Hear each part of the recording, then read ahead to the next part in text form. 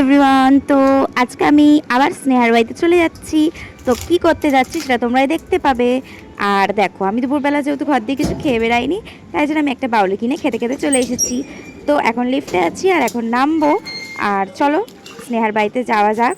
এখন রুমে ঢুকবো আর তোমরা দেখতে পারবে আমি কিসের জন্য এসেছি আজকে আবার স্নেহাদের বাড়িতে।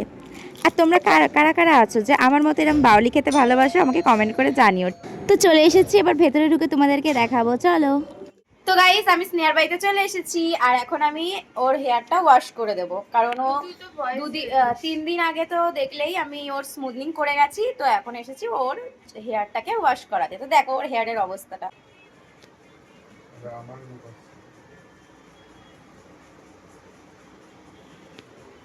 জি দেবো, বসে আছে গন্ডু। তো চলো ওয়াশ করে নিই, তোমাদেরকে দেখাবো।